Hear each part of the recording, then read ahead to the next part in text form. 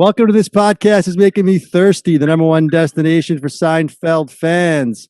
This is episode 97. Today's guest is a best-selling author and essayist. He was a founding member of Grantland with Bill Simmons.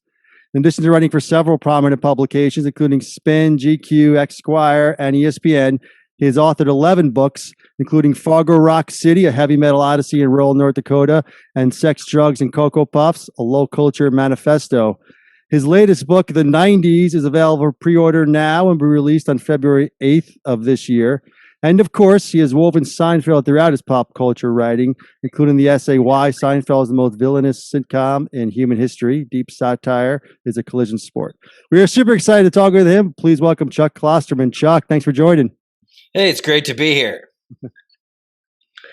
All right, Chuck. Yeah, really excited about your new book because, we are 80s and 90s children. So take us back. 1990, you actually graduated from good old Windermere High School in North Dakota, went off to college, and pretty much that's when Seinfeld took its roots. So take us back. When did you first become a fan of Seinfeld? Did you watch it live? Was it your college years, or did you get more into it through reruns? Well, it was the initial run. I mean, I was familiar with Seinfeld as a stand-up from the 80s, just because I was the kind of person who was always vaguely interested in what was kind of going on with stand-up comedy. And he was a pretty high-profile person by the end of that decade. It was, in some ways, I think it is interesting. His comedic style was sort of going against the grain of what the overall direction of comedy seemed like at the time. There was a real emphasis in the late 80s and early 90s on people who would kind of use comedy almost as a way to like open a vein and just kind of emote their pathos and their discomfort with life.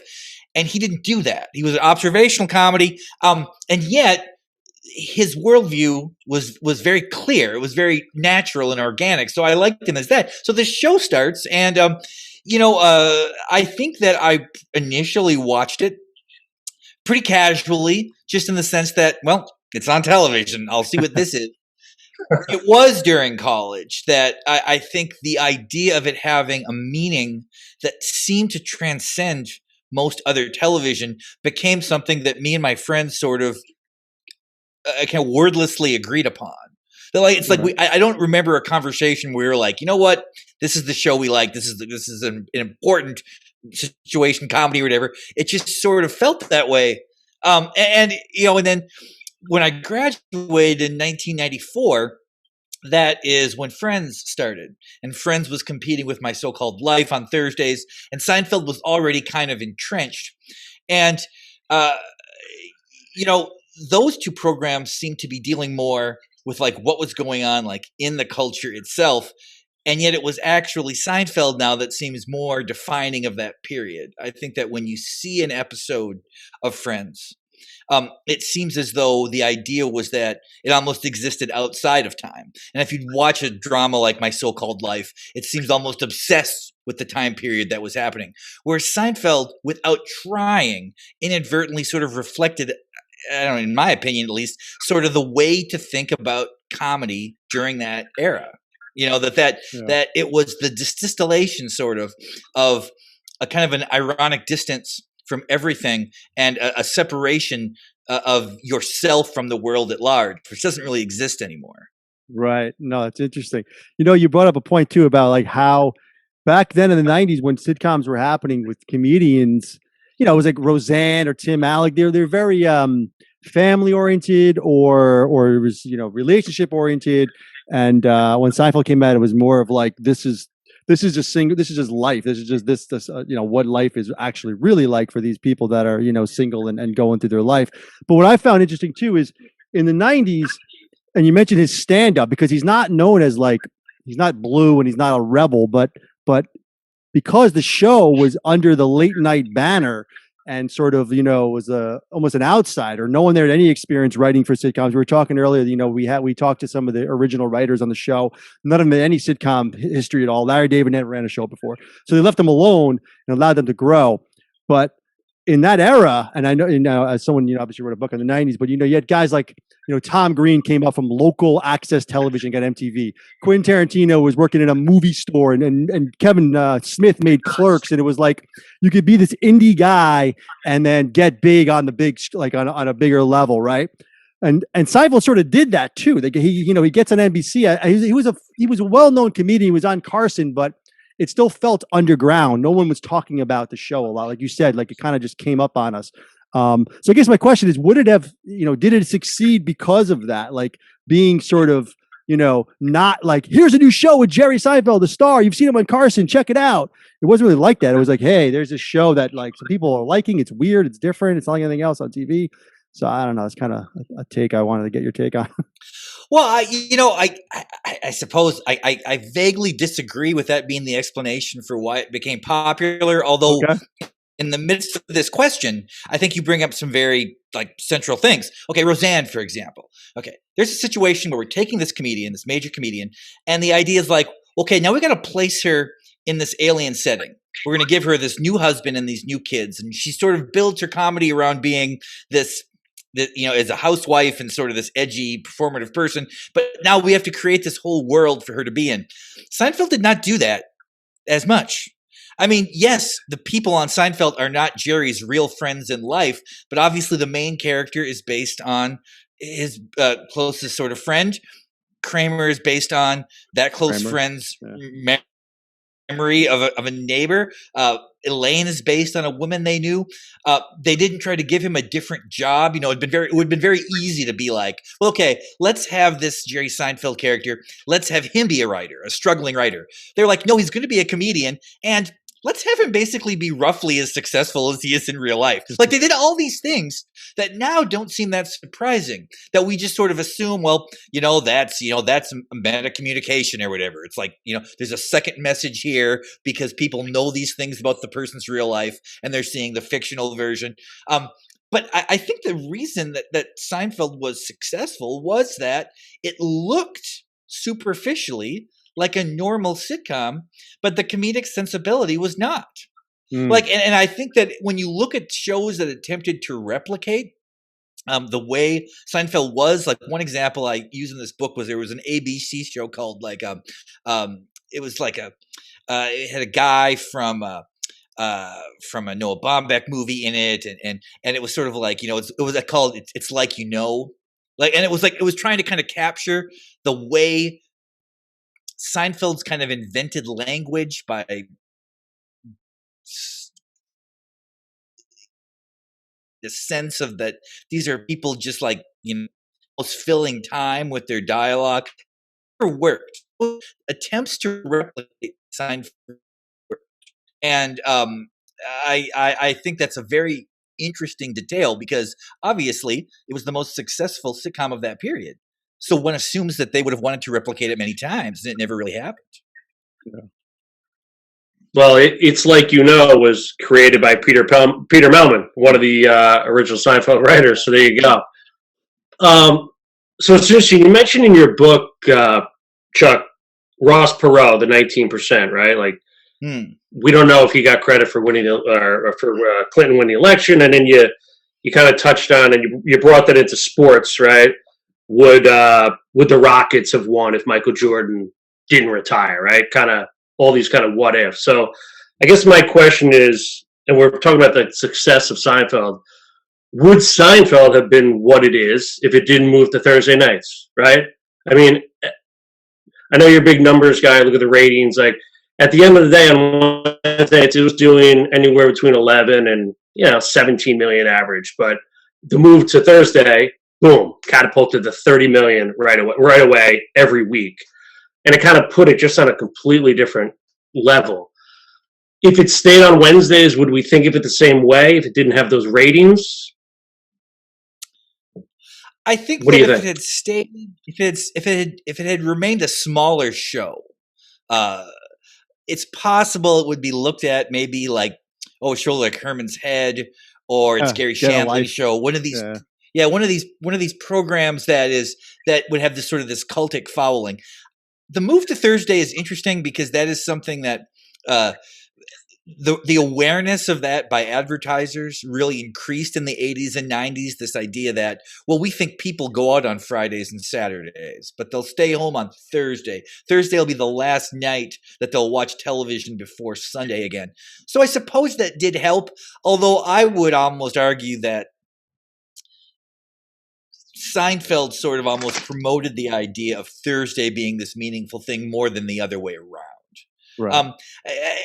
Certainly, I can't say like, well, it wouldn't have mattered when they aired it; it was going to be hugely successful. That's probably not true. But the main thing that we all know is what's the main thing that makes something popular? The fact that it's popular already. Like there's nothing that draws an audience like the perception that an audience already exists for something. I mean, there's this show like recently it was like somebody was noting how this show Yellowstone now is much more popular than say Succession in terms of the number of people watching it. And that is driving more people to that program in a way every other thing did not. Like it had a big audience that kind of naturally created itself.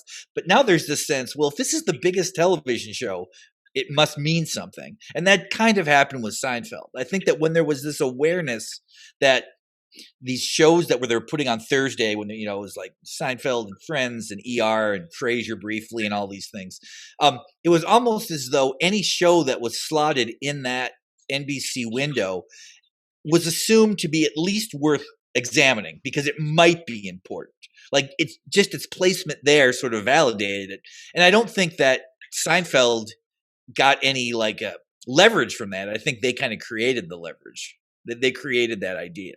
Yeah, it's interesting. It's sort of like, you hear this all the time, obviously, and I know you're a music guy, but with bands, right? Like I saw them when there was 500 people in the venue and then they got, right? There's always a tipping point, right? Where the talk about it and the popularity of it becomes bigger than the show itself. And that's what we think of Seinfeld seasons 8 and 9, right? We're very hard on season 8 and 9. We're not fans of it for the most part. We didn't put any of those episodes on our top 100 rankings. It's just a different show. It's just a completely different show once Larry leaves. I mean, it changes once changes really after Sharon's leaves, then after Larry Charles leaves, then after Larry David leaves, it's completely different. And so, but at the biggest number. So when Jerry says, oh, we went out on top, yes, you did, but what's on top, right? And to your point, is it just everyone's watching it because they think they should be? But like if Seinfeld ended after season 5 or even after season 7, I think it would be looked at more. I don't think it would be looked at as favorably as it is by most people, but by us, maybe we're being, pretentious or something. Well, I think it's better. No, here's what I think probably the difference is. Okay. Yeah. You guys certainly, probably me as well. If you really like a program with this level of seriousness that you guys have, like you're doing this podcast where you're talking about this program that's been off the air for 20 years or whatever, still continually, you are not experiencing that show in the same way as the average person. The average person experiences television through character, not through plot. So the fact that 8 and 9, as terms of the way the stories are put together, do seem at times like, I don't know, a little too absurd for me. Mm-hmm. And there's almost a sense that the show wants to reflect this idea that we're not taking this seriously, that I know this is a huge thing, but that does sort of kind of repel the super serious fan. But I think for the average person, all that really illustrates is how these fictional people became exceedingly real to them. I mean, that is the key. I always think about, like, how does a show sort of cement itself in people's minds? It's not what's happening in the show. It's this idea that the person watching it unconsciously views these people as real, even though they know they're not. In other words, no Seinfeld fan actually believed what they were watching was a documentary or whatever, but in the back of their mind, they were not looking at someone as like Elaine as a fictitious thing. Like they almost believed that there were certain, like, I don't know, morals and ethics and ideas that she just had. It's a fascinating thing with television. I don't know. Did you guys watch like Mad Men at all when that was on? I didn't. I think O'Hara did, though. No? Did you watch Mad Men? No. It's funny. I'm kind of the opposite. You're bringing up these shows like Succession, Mad Men. Like, I won't watch those because people tell me to. Like, I'm one of those guys. Like, but yeah, I heard it's a great show. I've literally watched the pilot 3 times. I can't get past it. I watched the pilot when it originally aired, and it didn't do it for me. I just felt it to be the same way I felt about Billions. I mean, some shows just don't catch me. They seem to be. I get them. Like, I got this. I'm not going to keep watching it. You know what I'm saying? But I know your point. I think the point I'm making is not that really you can almost use any show you want. Right. It is that there you'll notice things like the reason I picked on Mad Men is because there's a point late in the series where one of the characters has sex with someone just sort of for economic gain. And it had come after several seasons of people growing to really like this character, love this character. And their reaction was like, she would never do that. That would never happen. She would never do that. Overlooking the fact that, well, it actually did kind of line up with how her character originally was when the show was created. But more so, a character is going to do whatever they're written to do. Right. Like there's no, like they have no agency. Right. You can't, in the same way that like, so, I think that a show sort of changes, and the calculus for a show changes when people, without even trying, stop thinking of it as a television show and start assuming that they're seeing people that they know in a real way. And that sounds very cliche. No, that's valid. No, it's valid. So like at those last two seasons of Seinfeld, I think a lot of people like them just as much, simply because they just kind of felt that they were having more experiences with these specific people who to some degree had sort of kind of become, amplifications of what they originally were like. And it didn't feel as real maybe as the early episodes of Seinfeld did, but I don't think that matters to most people. Yeah, it doesn't. We're finding out. It became a gimmicky and catchphrasey, and George just going ha ha, and like Elaine yelling at people. Like we always talk about, kind of Jerry and Kramer essentially, they're kind of steady throughout, right? Those two characters. Kramer gets a little cartoonish, but George and Elaine really just change into different characters. But it's interesting the point you said. And I'm curious because I heard you and Simmons talking about this in sports. I think it relates here too, like whether it's LeBron or Jordan or Seinfeld, what's your favorite show? I feel like watching the show live brings a whole different perspective, right? So we watched Seinfeld live and we remember where we were when we watched it. And for the most part, when we did this podcast, we rewatched every episode. And for the most part, our feelings didn't change. Like this episode still, we remember what we were doing then. I'm just curious how you feel about that, like watching shows live and ranking certain shows, like this versus The Honeymooners, like Jordan versus Kareem. Like everyone has their thought process, but I feel like the media has definitely ranked Seinfeld in the top echelon of shows of all time. We feel that way because we watch it live, but I'm curious if that's the right thing to think, or are we not giving other shows enough credit? Well, that's a real interesting point, because one of the things that I mentioned in this book on the 90s, and maybe you guys will disagree with this, at least as it applies to Seinfeld, but, so Seinfeld's this hugely popular show. Virtually every episode is being watched by more people than who watched the finale of Game of Thrones. Like, there is no extension of television now that's as popular as television was from this period. Even minor shows, had bigger audiences because of just the way sort of media was constructed. And yet, as popular as Seinfeld was, as massive as the number of people watching it was, my memory of this is if you missed an episode of Seinfeld, you just kind of missed it. Like you'd see it you'd see a rerun maybe in the summer, or eventually it would go into syndication. But this idea of like appointment TV, that you had to see something in order to have a conversation with people. Or you'll see people now who, if they don't watch one of their favorite shows, they'll go to these elaborate lengths to make sure nobody spoils any detail from it because everything is serialized. It was like television mattered less in the 90s, even though it was a much bigger deal. So watching those shows live, my memory of it is that, it was a positive feeling. If you were home on Thursday and you had nothing else, you could always watch this, Now, if this was happening in the present day, if a show like Seinfeld was happening now, people would DVR it, or they would watch it on demand, and it would more sort of fit into the part of their life where they had that time. But you were watching Seinfeld live, so you were fitting yourself into that time. Like if when I just remember used college for an example. I remember I was playing like intramural basketball on a Thursday night. And it was always like, well, I got to get home in time back to the dorm or whatever and take a shower and I'll be able to watch the show. So my memory of watching those episodes of Seinfeld is much more distinct than my memory of watching anything now. Right. Because now I know when I watched it. I watched it when I had time to watch it. That's why sports are still so important to people. They cannot dictate when they happen. They have to make the decision that I'm going to give up the rest of my life to watch, Alabama, Georgia or whatever. It's like they can't just say like, I'll watch that when it works for me.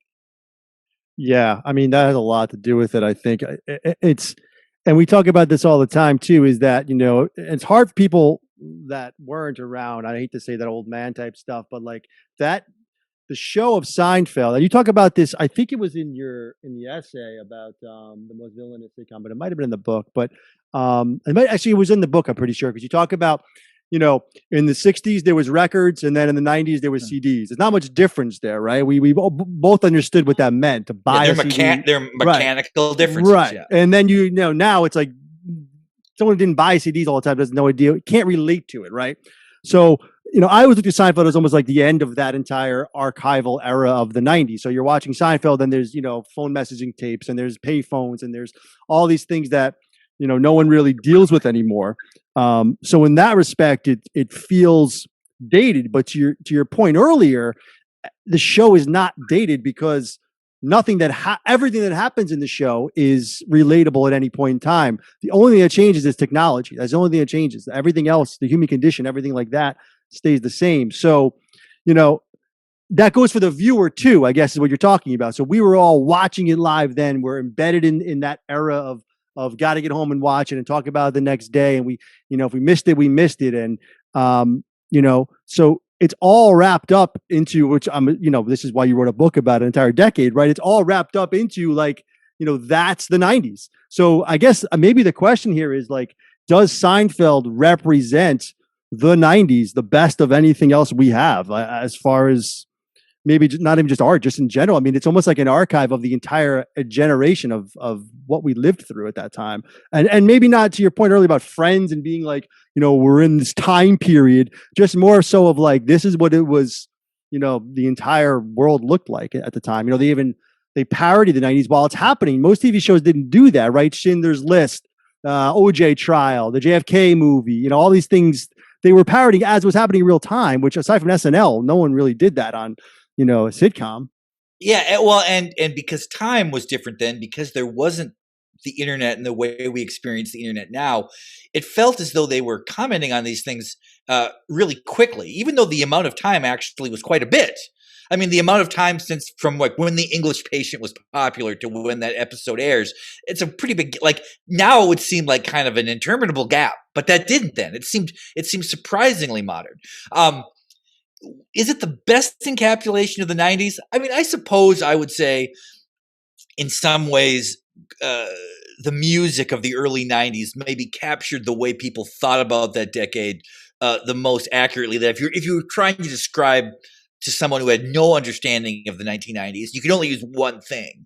I probably would use Nirvana or something like that. But I think if somebody said, well, I want to understand the comedic sensibilities of the period, what was considered collectively funny, then I would use Seinfeld because, an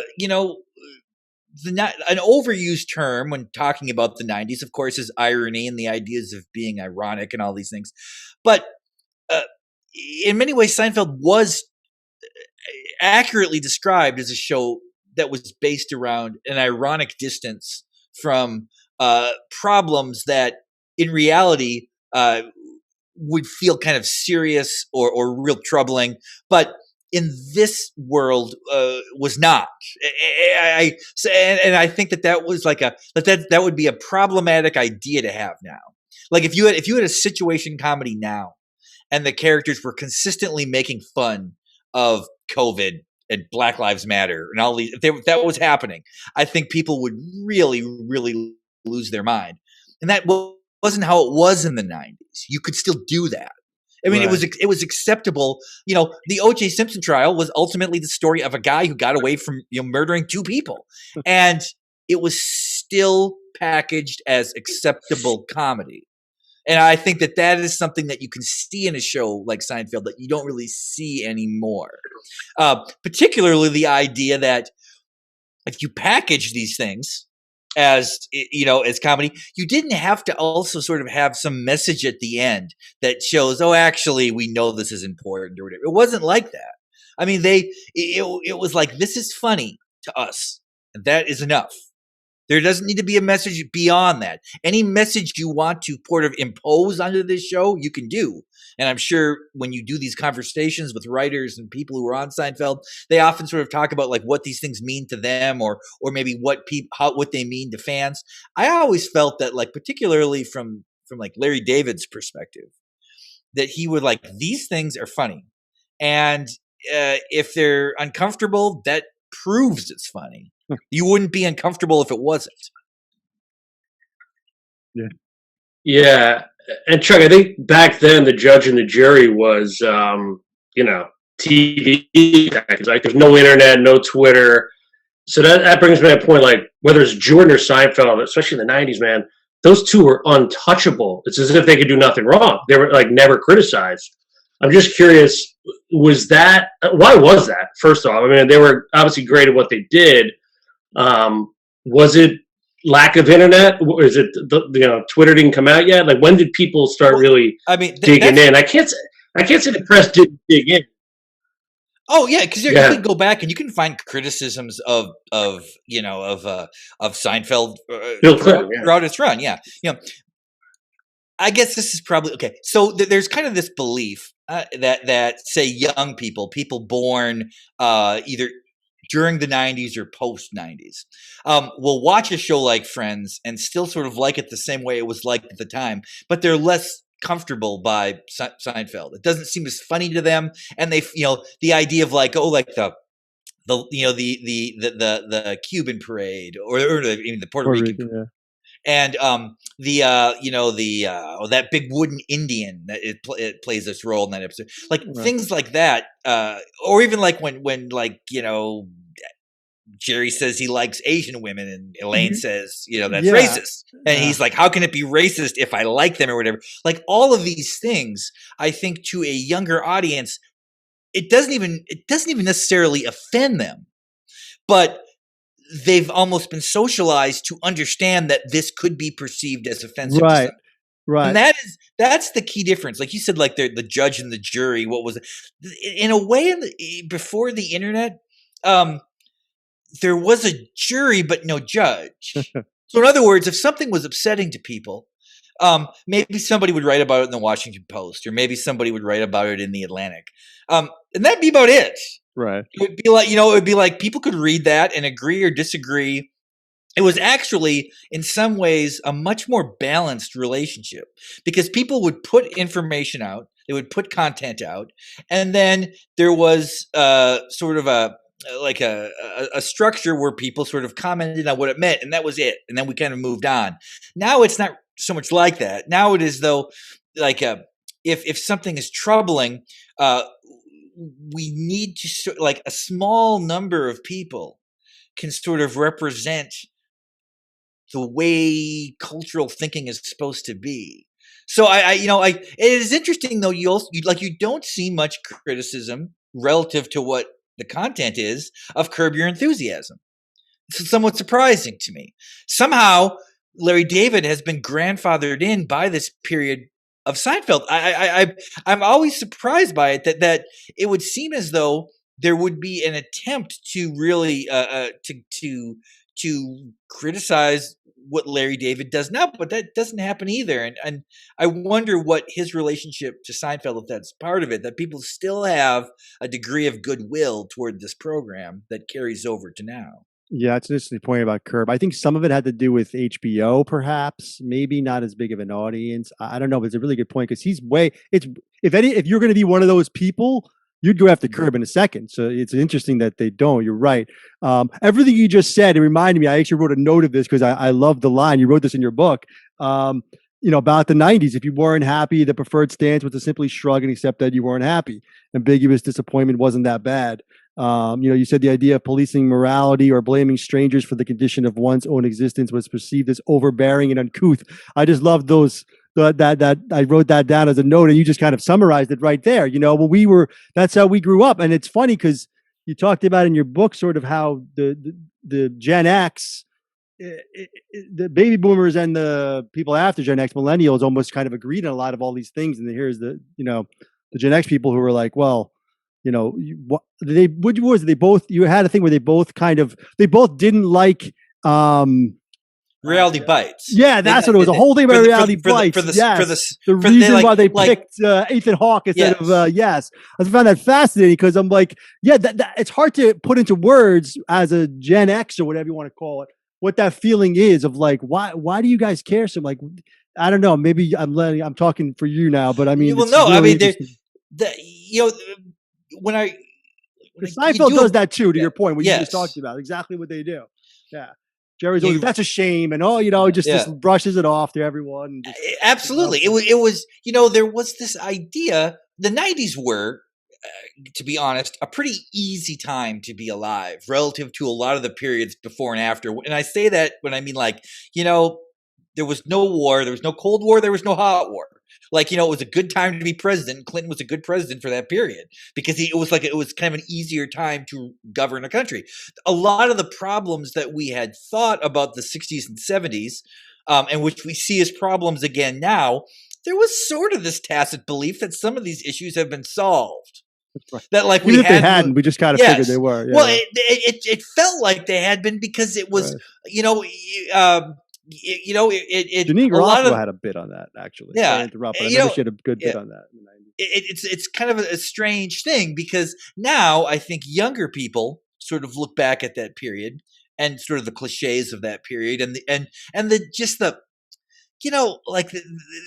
idea that it was completely there's a line in Reality Bites where the Ethan Hawke character actually says it is not my responsibility to make the world a better place, and it's kind of a throwaway funny line, what a jerk or whatever. But I think that would be seen as just, how could someone think that? How could someone think that their experience is not actually part of the fabric of society? But you weren't required to feel that way. Right. There were people who did feel that way. It wasn't like nobody cared about anything, but the expectation was not that you're a bad person if you don't care about, the welfare of strangers and all these with the problems outside of yourself. You could almost live your life exempt from that. Now, as I describe that, I can see why that sounds troubling. I can see why somebody could listen to that and be like, so you didn't care about stuff. But it had more to do with, was that responsibility enforced or was it optional? And the 90s were a time when things were optional. The way you felt about things was your choice. And I think when people miss that period, in a lot of ways, that's what they're missing. Yeah, agreed. Well said. So when just jumping back to the 90s and Seinfeld, I mean, and you mentioned a bunch of characters from some other films, et cetera, but what was it about these four characters, or even some of the, we always talk about this show was built, quite frankly, from the supporting characters, whether it's George's dad, or Jimmy, or Putty, name all these characters. I mean, what was it about these characters that kind of made them so unique and special, and they spoke to people in the 90s, if you will? Well, I don't know what spoke to the 90s, but I do think you're bringing up something that is interesting, which is that when, say, a character like Putty is introduced, or Jay Peterman, or any of these kind of people, those principal four characters always had a sort of interesting reactions to their presence. Some of the characters, typically Kramer particularly, would sort of act unsurprised by the strangeness of the individual. And someone like Jerry or Lane or George, almost always Jerry, but usually maybe one of the other characters, would sort of perceive this character the way the audience perceived them and vocalize it. Like Judd Reinhold's character or whatever, when he was on. Like the way that like Elaine and Jerry see him is the way the audience would see this person. There's a strangeness to wanting to be that good. Or, there was a strangeness to want to talk to someone that closely. Whereas typically in situation comedies, the idea is that these insane things are happening and nobody seems to notice. It's always this thing about sitcoms in general. People are constantly saying things that are hilarious and nobody laughs because they're living in this reality where this is how people talk or whatever. It's always surprising when you see a sitcom where someone laughs at someone else's joke. Now, Seinfeld didn't laugh at their own jokes, but they did the characters reflected the way the viewer would feel, which is like, this person's an idiot. Why is, and like they would say that. And I think that it was, at some point they removed, I think halfway through they removed those little stand-up bits of Jerry talking to the audience before the show, like, doing a stand-up or whatever, and they got away from that. There's no part of Seinfeld where like a character looks in the camera and talks to the audience. And yet there's a sense that could happen at any moment, even though it never did. Like it always felt as though they were, particularly the Jerry character. Jerry's he's not a trained actor. He's a terrible actor technically, but he's perfect in this role because he seems to actually be who he is. Like there doesn't seem to be this separation of the fictional Jerry and the real Jerry all the way to, it's funny when they do the pitch and they do the false version of Seinfeld, they make the show Jerry or whatever. So you're seeing like these different, multiple levels of reality. And then within the context of the show Jerry, he's still acting the way he acts in Seinfeld. It's like, even when he's doing a false version, he never acts, like he never does it. And there is something incredibly charming about that. And as we get further away, and the fact that people still care about this show, things like that suddenly seem important. I mean, in a weird way, I and maybe you guys agree with me, Seinfeld feels more important now than it did when it was on. Like it feels more. It feels like the podcast you're doing seems completely justifiable to me in a way that if podcasting had existed in the 90s and you were doing a Seinfeld podcast then, I would be like, oh, so these guys just like recap the episodes, right? Exactly, yeah. Which is what we did when it was we were basically doing that our whole lives. We were doing this when it was happening live when we sat in biology class. What prompted you guys to actually do a podcast about this? I mean, obviously you love the show, but it can't be the only show you love. It's your favorite show. So what made you think we should actually do this all the time? Well, I mean, a lot of things came together at the exact right time. The whole pandemic thing happened. O'Hara's our Larry David. I knew if I reeled him into this thing, it would take off, and he would go off and run with it. It started out with us. We basically recapped every season, and then we ranked them, and then I was like, okay. He's like, no, we need guests, and then we just started, getting guests, and what is your relationship with Larry David? You have a relationship with Larry David? Oh no, did I say Larry David? He's calling me Larry David. I'm saying he's our Larry David. Okay. He's my Larry David. Jerry grabbed Larry David and said, "Run." But I think it's a small enough show, right? The greatest show ever, but it's a small enough show, 9 seasons, where you can talk about it, in different perspectives, different levels, and everyone has a different perspective on it, right? We've talked about this already tonight. I mean, the absurdity of the later seasons. Believe me, we put something like that on Twitter, ripping season 8 and 9, and people go ballistic, right? And then we'll have an iconic line from the Keith Hernandez episode, and nobody blinks an eye. It's really interesting, but crazy. And that's why I think about it. I'm like, and Chuck, you help me out here on ratings. Like, were 35 million people really watching this? I mean, like the Nielsen system was based on 5,000 homes, and they kind of extrapolated and they assumed that many people were watching it. I don't know. It wasn't an exact science, but I'm just curious if it was as big as we thought it is. I know they can get more precise with it now, obviously with the HBOs of the world, and you mentioned this earlier, like the finale of Game of Thrones was, half the people watched that okay. versus, that's the a soup really Nazi, right? So that's a real interesting point. It is, it's a little bit the way like album sales were in the 70s, where there are these numbers we ascribe, and it's like, well, who really did the accounting on this? I don't know if 35 million people. But I will say this: that this suggests to me that the audience was that big. If you talk about, like, okay, you had mentioned you guys don't watch Succession, right? I watch I Succession. feel. Oh, you do? Okay. Yeah. Well, I'm just trying to think of any popular Right. show that if I don't watch Billions. okay, I don't either. Okay, so none of us watch Billions, right? There you So go. if someone comes up and makes a joke about Billions or a reference to Billions, there's a high likelihood that we will have no sense of that. Like, we'll have no sense of what the joke is, who they're referring to. If you ask me what any of the characters' names on Billions are, I think there actually is a character. It might be a character named Chuck. I think that's but I only know because it's my name or whatever. But in the 1990s, there were many programs, Seinfeld among them, but many others, where you could have a conversation about the show without having watched it. Like, there was enough sort of like residual understanding of this that you would see things by chance, or you would see so many, like, I don't know. I remember one, like, I'm like I said, I graduated from high school in 1990. When I was in college, I was on college newspaper staff, and there was a girl on staff who had never seen any of the Star Wars movies. She hadn't seen any of them. A possible thing to do in the early 90s, like the one time when, because, like, I was born in 72, so I watched these movies, but I was already getting a little old for them and stuff. But what's interesting is we gave her a quiz of like 10 questions about Star Wars, and I think she got 8 of them right.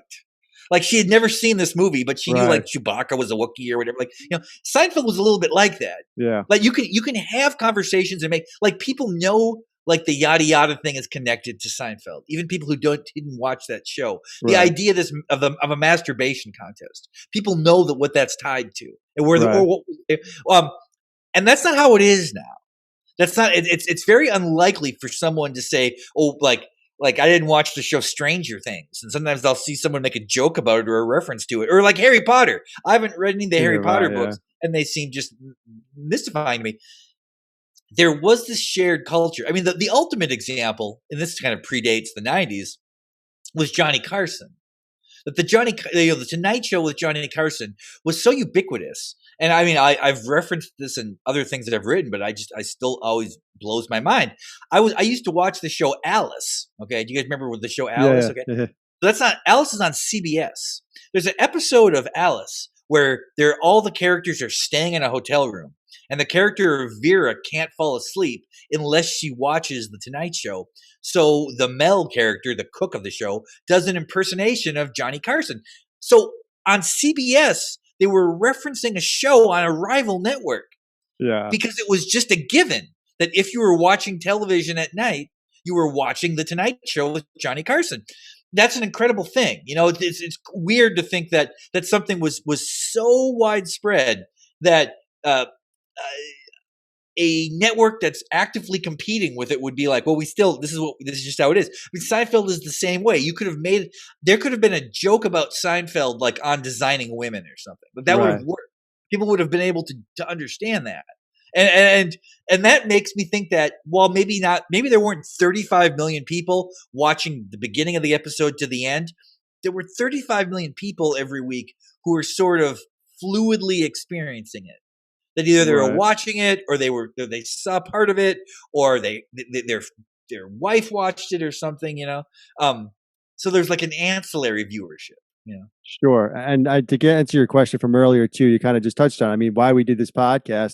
We could have done anything, right? We could be here talking about the Yankees in 1991 or something, or whatever we wanted, really. But being niche number one is a good thing as far as focusing on one thing and kind of building it, and then we kind of get that audience. But the other thing is that the show, I mean, I could talk for himself, but I know his confirmation name is George. So the show impacted our lives at a time when our lives, like I was talking about as a sports fan, you're a sports guy, like, from the time you're 8 to the time you're 18 is when you're really a fan, right? And then you kind of are an adult, and unless your team is winning a championship, it might be a little different. A Red Sox guy, I mean, you might not be, but pretty much if you got a championship between 8 and 18, your fandom kind of loosens up a little bit. You start to see these people as people and humans, and life catches up with you, and you're like, that's, so that, and Lauren Michaels talks about SNL, your favorite seasons always when you were in high school. And that's, so for us, Seinfeld started, we're in 7th grade, and that's peak, like, we're taking everything in. We're like sponges, and it just resonated with our lives so much. And I just knew we could talk about it, and we can have these kind of conversations with people. So I'm like, let's just do this thing. Right. So yeah, kind of that's why we did it, It's sort of the same reason that like it's very difficult to like a band, any new band, the way you liked your favorite band when you were in 8th grade. And the reason that is when you're a young person, when you're a 6th, 7th, 8th, 9th, 10th grader, you're still forming your personality. And the way you're doing it is by picking art that to you is a reflection of what your personality is supposed to be. So like, my favorite band in 8th grade was Motley Crue. And it was because, no matter all the bands that came later that I know are better than Motley Crue, I've never had a fandom like that. I think when a young person, maybe how old are you guys? Like, I'm going to be 50. You're going to be.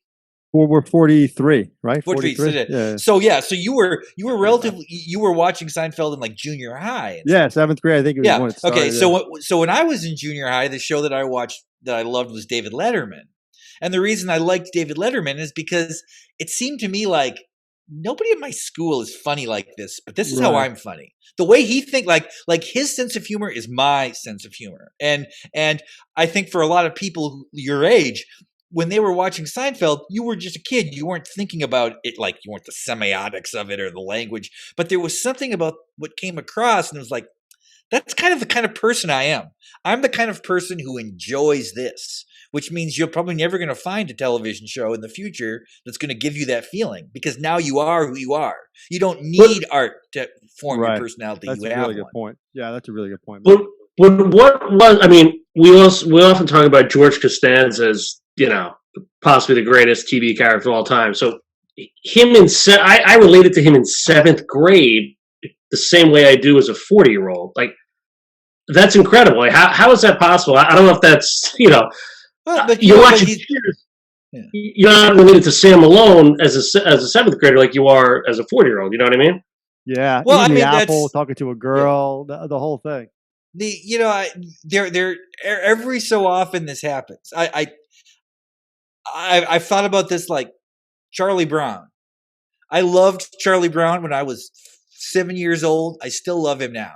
There's something about the way Charlie Brown is that, to me, I understand in a kind of a deep, profound way. And I think perhaps because George was, based upon and in many ways written by Larry David, that he was able to give him a sort of,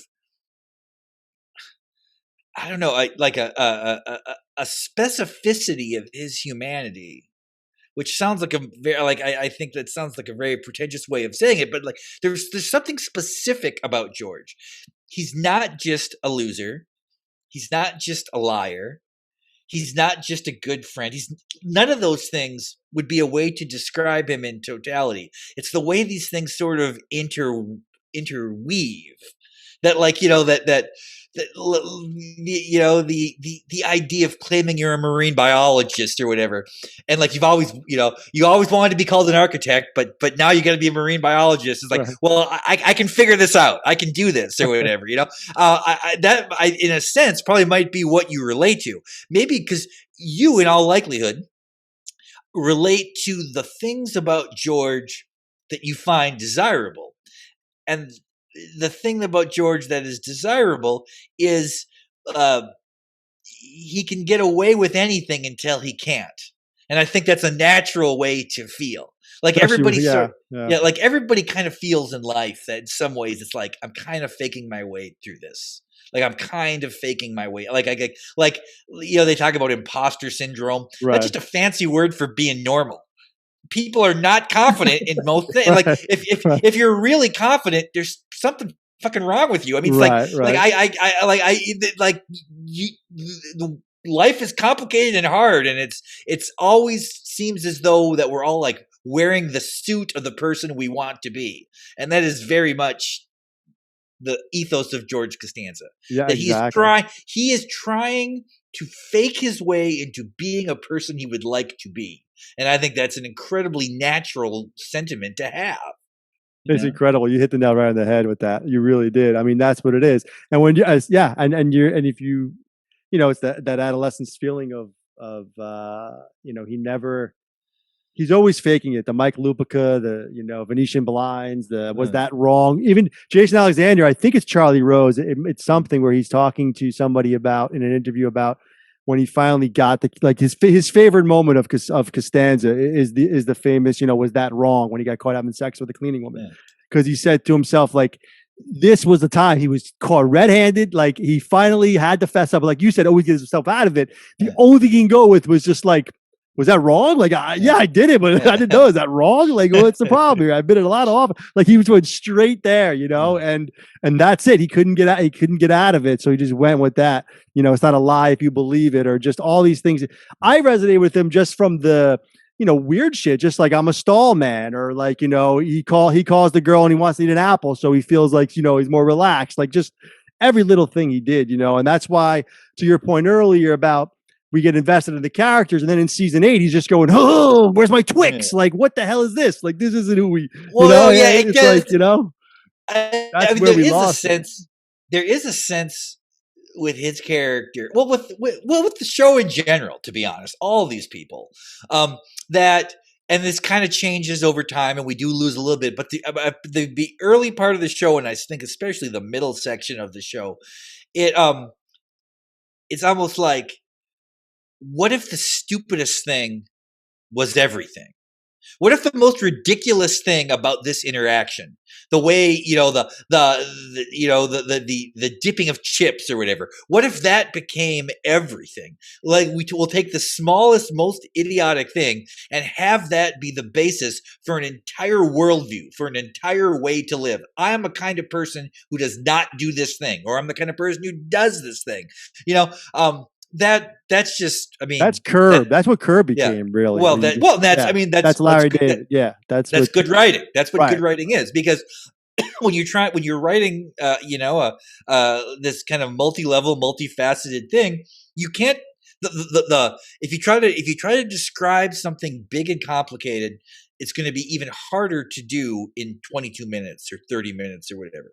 But if you take the smallest thing, and you're like, well, how can you build a whole show around this? How can you build an entire episode about waiting to sit down at a Chinese restaurant, which I think is my favorite episode of the series. If someone like I don't even know if it's the one that I laugh the most at. It probably isn't, but to me, that is the epitome of what that show did that I have not seen before or since in any other program. That just this. The most mundane thing, and it's like, how many ways can we make this interesting and keep succeeding at it? Yeah.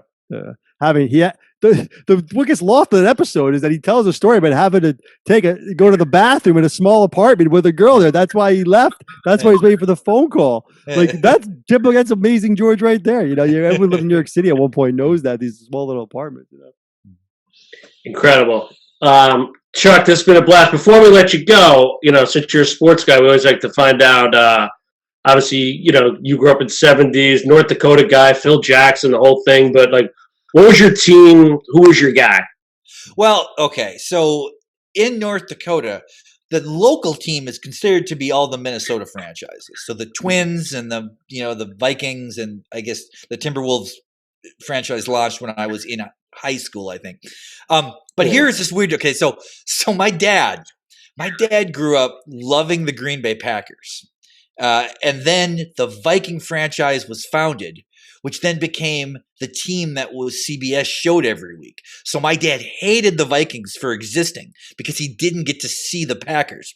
So I was raised to hate the local teams. Like, my family hated the Vikings.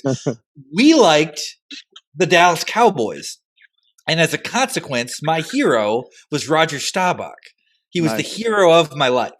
And the person who's your hero when you're 7 is your hero forever. So he's, it's like, in fact, I mean, it's like, see if I can show this. Yeah. It's like in my office here. There's Number 12.